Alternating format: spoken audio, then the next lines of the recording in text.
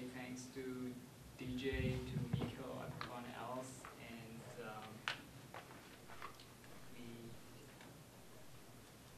can you hear me?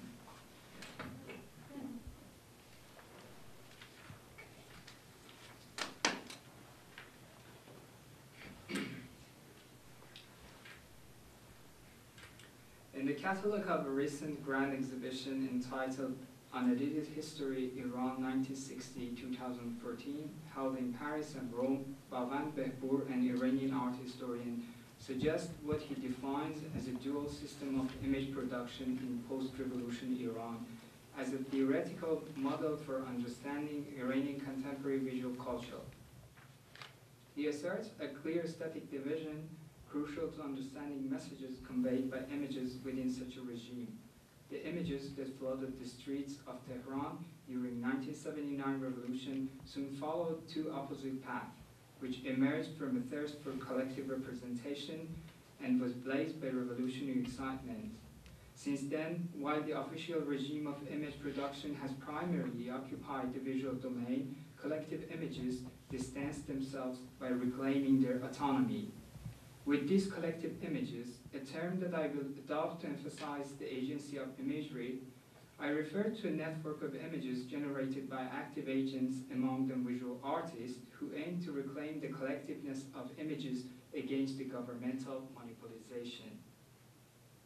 As Behbour states, what was removed after the Iranian Revolution of 1979 was the collectiveness of the image production system. But what is this collectiveness and how can it be regained? Admitting that collectives tend to emerge in times of crisis, as Autry and Visser put, I will discuss in the following lines how such dominant visual paradigms stand in conflict with collective images. In the midst of the fervent days and months of Tehran uprising after the disputed presidential election of June 2009, a group of artists gathered in situ where an upcoming exhibition was scheduled. The show was supposed to comprise of a series of images by Mehran Ateshi showing her agitated face merging into urban backgrounds. The photos marked her spatial movement throughout the city and registered tumultuous transformation of Tehran en masse. The series navigates both historically and geographically a set of realignment in public space that disfigured the visage of Tehran after being staggered by the gradual disappearance of a certain revolutionary statues from several corners of the city, and evoked by the rising of civil dissents reconquiring the street. This visual adventure juxtaposed Tehran's civil gaze, to borrow a term from Ariela Zuley, to art itself with an artistic intention that is best described in Mehran Ateshi's own word.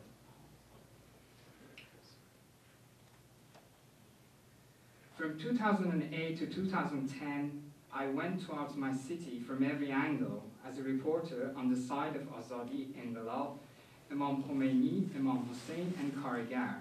And then I embodied a statue, a head on the mountain summit between Milad and Azadi as two heads,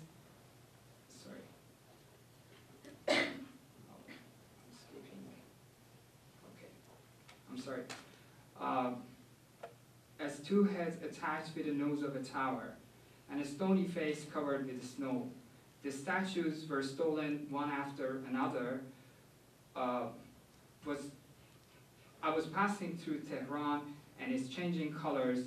I kept changing till Tehran changed too. The street passed through me. Back in the gallery, uncertainty thrives as it appears that the artist, who was not seen in the previous days, might have been arrested at her house and taken to the notorious Evin prison. Now the images depict the tension more accurately than ever. She continues, the street passed through me. It became the location of voluntary silences. It turned into a pathway where we shouted, our hearts pounded, came to recognize one another, were beaten up, detained, and gave our lives away. Some things were happening behind me. We became intimate. The city and I captured all its moments. One cannot deny that such a level of engagement can bring the tension presented by the images beyond the walls of gallery. In this case, it can be replicated right into the prison, assuming that many who have been threatened by the authorities were identified through the state control and monitoring of the internet traffic over the images and videos recorded by citizens themselves. This puts collective representation in crisis. For while presentation and any form of expression testifies the existence of collectivity, it also intensifies the condition in which their very existence is dependent on. This paradox shows at best the critical condition in which collective images emerge. A wise decision, therefore, was to wire the circuit vice versa. The urgency for the show called for a displacement, a reconfiguration in the gallery space. That was how the gallery itself turned into a prison through an act of isolation and detachment. The opening day had arrived. Upon entering the gallery, visitors were exposed to 3 isolated cells, each partitioned by 3 4-inch thick plaster walls. The walls almost reached the ceiling, with a 4th half-constructed wall pending to unfold 3 gallery staff for 50 hours. The lights of the gallery are enclosed within these confinements, which disperse the gaze of onlookers, interrogates gallery's functionality, and sheds light on the artist's own condition. For 3 days, the evacuated space of gallery was open to the public, and their conversation with their imprisoned bodies within these 3 cubicles actuate the empathy of the curious audience who intended to see the show. As if these pedestal-like structures had found life and were calling the spectator for the missing figurine. The artist's release day came weeks after the gallery members were set free and embraced by gallery goers. Here I'd like to take a break and show you a few minutes of what actually happened in the gallery.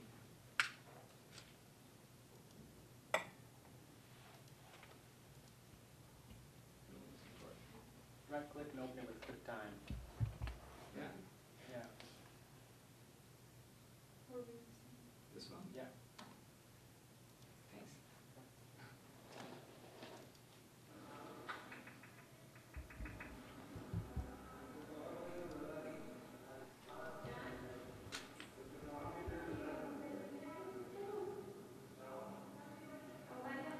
So this is, I guess, the second day. No, this is the last day. Sorry. They're asking about the last seconds. They're going to destroy the wall.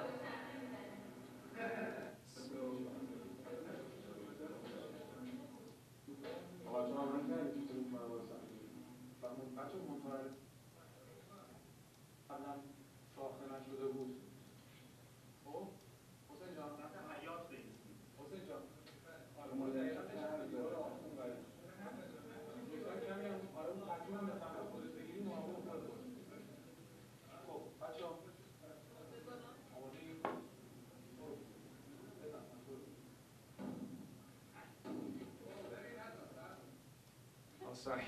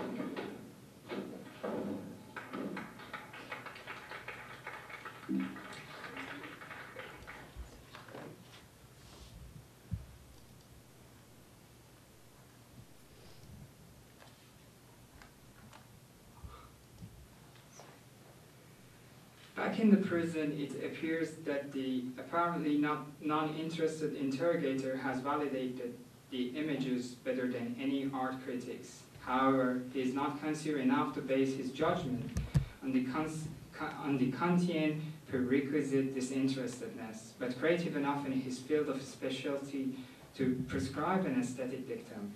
The interrogator perceives Mehran Ateshi as a photographer and demands with menaces that she should only take pictures of flowers from now on. It is unclear whether such an aesthetic judgment involved in this suggestion has anything to do with law enforcement or not, although the dark history of intellectual suppression testifies that it does in many similar cases, not to mention that prolonged detention, persecution, and execution does not always follow the legal channel. Moreover, flowers and their various forms of representation are universally perceived as a metaphor for natural beauty, especially applied both in literature and visual arts. Talin Greger has also addressed the issue in her recently published book, Contemporary Iranian Art from the Street to the Studio. She refers to a municipality billboard spotted in Tehran stating, "God is beautiful and he loves beauty," a familiar aphorism which is often illustrated along with a bouquet of a flower. By linking Kant's analysis of the intellectual interest in the beautiful, in which he refers to artificial flowers, she seeks to unfold a correlation between the reproduction of roses on the billboard and the society that it aims to acculturate. In critique of the power of judgment, Kant proposed a trick on the lover of the beautiful by replacing a real flower with an artificial one. By doing that, his interest to the latter may vanish, Kant suggests, but it would be replaced by a different interest, an interest of vanity, to use these things to decorate his room for the eyes of others. Gregor elaborates on that by continuing, quote, "An ethical system like the Islamic Republic that upholds a moral responsibility in its governance of the people give birth to an aesthetic of populist street art. In order to validate its ethical obligation, Kitsch then strives to produce the effect of the beautiful. Within this system, then the arts of propaganda are collective and appeal to the emotion of the onlooker," end of quote. Sufficiently describe the mechanism of a pictorial regime based on an alleged ethical obligation, yet one may argue the contrary, that reproduction of images within this regime could be anything but collective, as it is based on a monopolization of production. However, as mentioned by Esmailpour, it can be collective only in its mode of consumption. It should be noted that urban beautification as an agenda during the reform era between 1997 to 2004 has less to do with the effect of the beautiful. Rather, it operates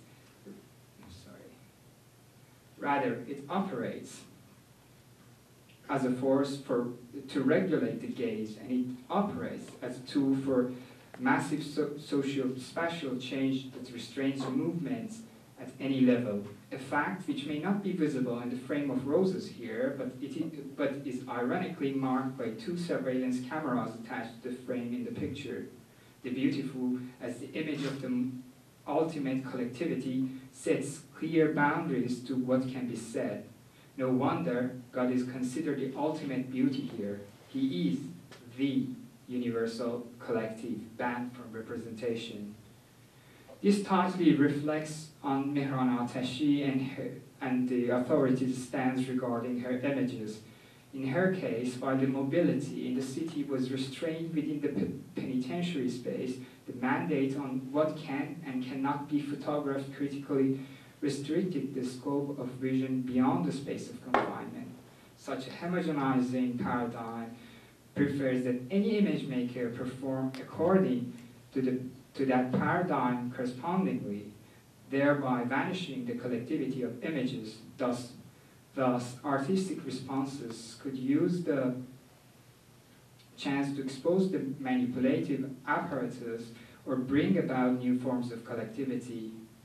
Not surprisingly, the former would be the artist's first call upon her release, wherein she walks out of the city to bleak and lifeless suburban areas to capture withered and breathless flower, marking the extremity of the city and her artistic practice.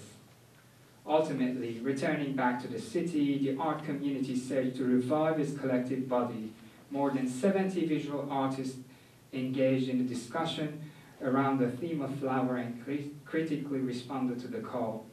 A tiny stand that celebrates the so-called Islamic revolution's flowering of liberty by recalling the Iranian Spring of 1979, a handmade coin purse with an iconic flower woven by a political prisoner during the post-revolutionary mass executions, a comprehensive guide for film editing presenting floral displays on TV taken from the archive of state-run broadcasting organization, a portrait of a young martyr from the Iran-Iraq War adorned by 2 plastic flowers, a group of unknown conscript soldiers masked by flowers, a welcoming bridge waiting for a very special passenger who is returning home after a while, just to name a few, all recall